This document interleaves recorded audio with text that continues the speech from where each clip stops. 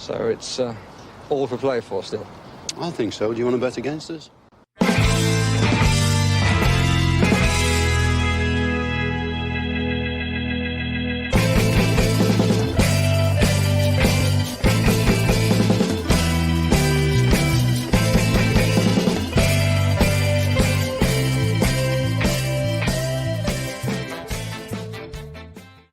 Hello, Aston Villa fans, and welcome to the Love of Paul McGrath podcast. And I'm delighted today to be joined by the wonderful Dougie Critchley from Football Daily. You'll have seen him on Sky Sports News, and you'll also, maybe you guys would have listened to his Dougie Critchley Player Profiles podcast, one that I listened to.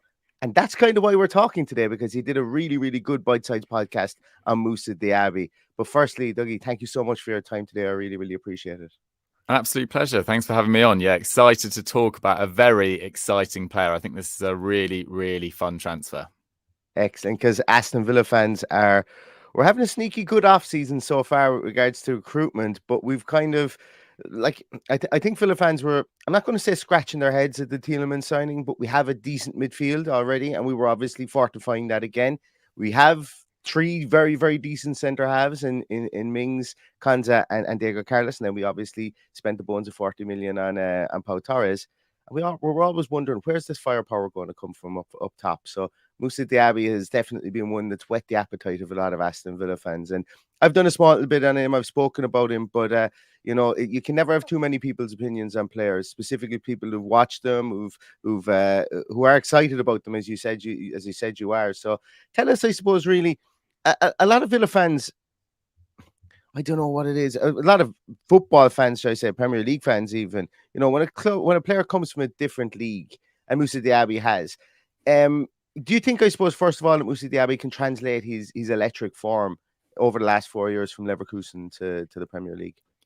I think there's never a guarantee in football, and I think we've seen that over the last few years with any transfer, not just Bundesliga players, but, say that the club is, 90% sure that a signing is going to work out. They're kind of 90% sure in every category that they're going to work out, in that they're 90% sure he's going to adapt to a new country or a new league. They're 90% sure about how he's going to fit into that side. They're 90% sure about how he's going to get along with his teammates, with his manager, etc. So actually, if you take that all down, 90% of all those different factors, and you end up with about 50% of transfers actually working. But I think Moussa Diaby has a really good shot. And I know a lot of Premier League fans that are looking to belittle this signing will probably point to the fact that, there's a Bundesliga tax, which is something that I've never really particularly believed in. I know that in recent examples, Kai Havertz, Timo Werner, Jadon Sancho have all struggled to live up to the billing. But if you go back a little bit further, Roberto Firmino, Kevin De Bruyne, Son Heung-min, these are all players that have just lit up the Premier League in the last few years and have dominated it in a way that we probably hadn't seen before from players coming from the Bundesliga. So I think it's a little bit short-sighted to say there's any long-term hold over players that arrive from that country. And I also like the fact that he has experience at a top club already, at PSG. He joined them the year after Unai Emery actually left the club in 2019. He came through the academy there and joined their first team, I should say. So, that was really the year that we saw him, mixing it with the superstars that PSG had at the time and playing pretty well as well. Made 34 appearances that season, then joined Bayer Leverkusen, which was a really exciting project. And he's had some great times at Bayer Leverkusen, excelled in the Champions League, and in the last couple of years has really stepped it up in the league as well. And his output has just got better and better. So I think this is a real coup for Villa, and one that I was surprised they managed to pull off, because I did think he was going to go to a Champions League club this summer.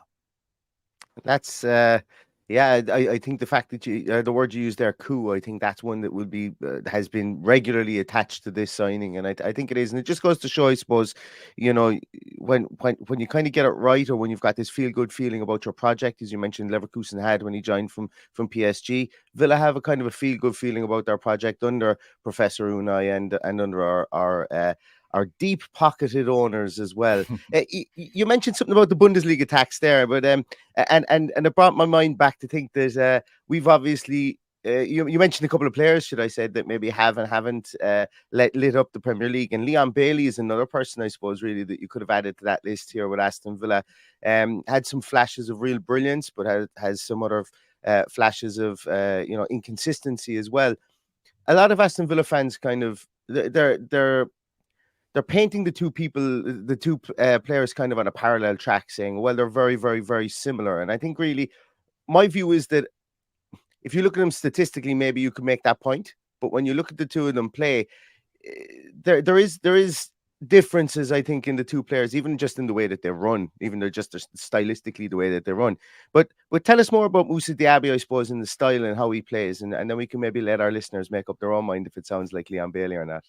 Yeah, I think the key difference between them is that Leon Bailey, even as in his time at Bayer Leverkusen, was kind of a moments player. You know, there was lots of injury issues there. There was some, moments that he was dropped from the team for various reasons. I think it was under Peter Bosch at the time, who didn't have the best record at Leverkusen and probably didn't use him as effectively as he could have. But I was personally quite surprised when Aston Villa went for Leon Bailey over Moussa Diaby at the time. And I remember going on Sky and talking about that just because it felt like Moussa Diaby, who at the time was playing on the left, was a more natural replacement for Jack Grealish, who'd just left that summer, whereas Leon Bailey came in on the right and, as you say, has struggled with consistency and injuries. Whereas, Moussa Diaby's actually only missed 2 games in 4 seasons through injury at Bayer Leverkusen, and one of which was for COVID, which is obviously completely out of his own hands. So it feels like they're coming at it from a slightly different angle. And we talk about Leon Bailey in terms of his moments. Look, he scored some spectacular long-range goals. He scored some excellent free kicks at Bayer Leverkusen.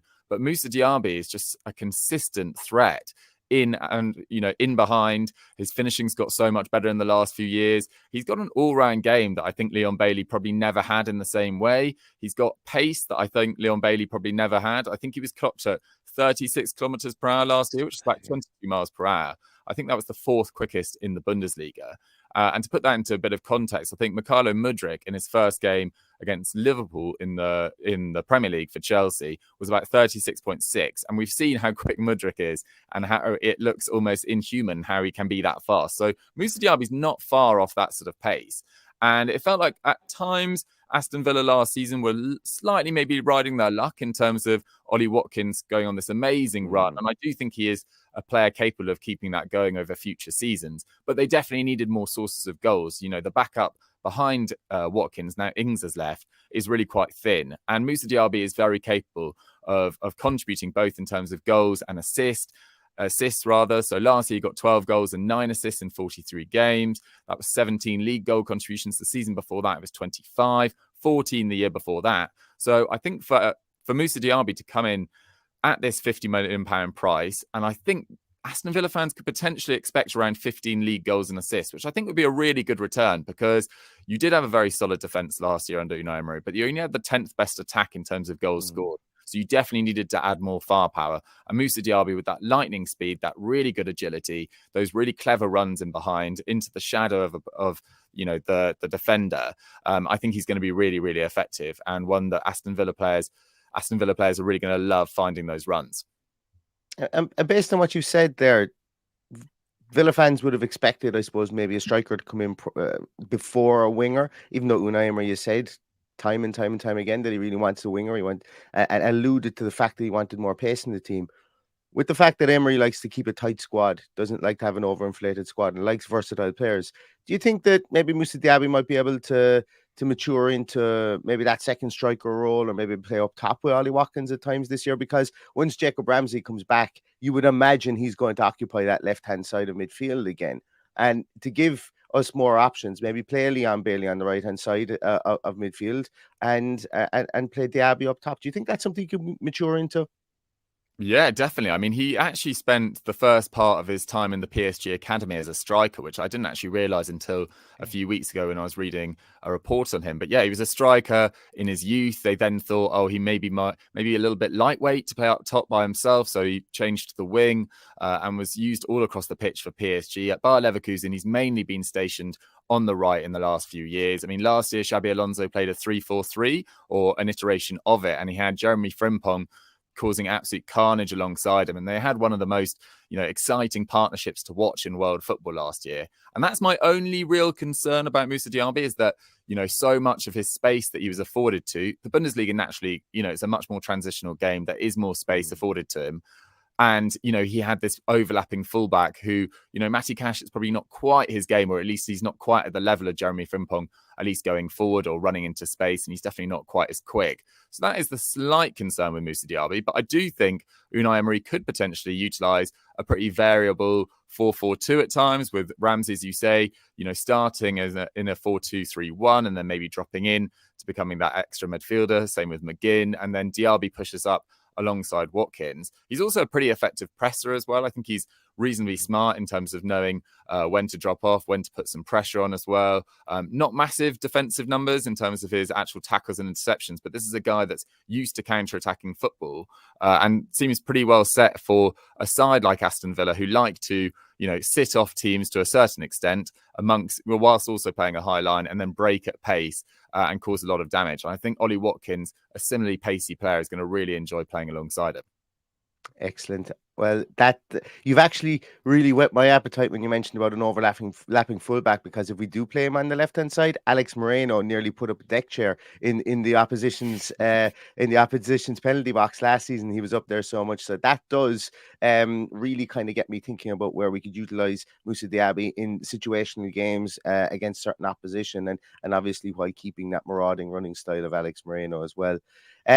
Dougie, thank you so much for your time today. You've really, really given us some great insight on Moussa Diaby. I really, really appreciate it. For everybody who's listening today, obviously, if you don't know Football Daily, I can't help you, because that means you're doing football fandom all wrong. So look, maybe if you're just starting, maybe if you're just getting into it, this might be your epiphany to get watching that, but you should definitely get watching it, get listening to it with Dougie and all the guys there as well. Also, as I mentioned, Dougie Critchley's Prayer Profiles podcast. I think you've got 5 or 6 podcasts up there at the moment, and it's actually really interesting. You've got one on Nico Williams as well, somebody that Aston Villa were linked with, and you've also got one on Team Coop Miners as well, somebody who I would lay down and have people throw hot nails. I was going to say lay down a bed of nails or throw hot oil at me. I can't remember what it was, but so I mixed my two analogies. If he was to sign for Aston Villa, because I think he's a really, really underrated player, albeit playing with Atlanta at the moment. So you've got lots and lots of stuff that you can digest there, guys, as well. It's only in bite-sized form as well. So if you're on your lunch break, you'll have plenty of time to eat your sandwich and listen to this at the same time. So I hope you guys do check it out. But Dougie, thank you so much for your time. I really, really appreciate it. And you've got us all excited about Moussa Diaby. Absolute pleasure. Best of luck for the new season. And of course, the return of European football to Villa Park as well. Exciting times. There you go. Everybody's going to love you for that one, reminding us of that again. And for yourselves, I suppose, in I should have asked you, could I use that photograph of you? I just pulled it from the internet, that photograph of you earlier on in the Sunderland shirt. But obviously, you guys are upwardly mobile as well in the last season. So wishing Sunderland all the best in the coming season too as well. Thank you very much. Exciting times for both clubs. Exactly. Well, thanks so much, everybody, for watching and for listening. We'll be back again really, really soon. In the meantime, stay safe, stay healthy, and all that's left to say is up the Villa.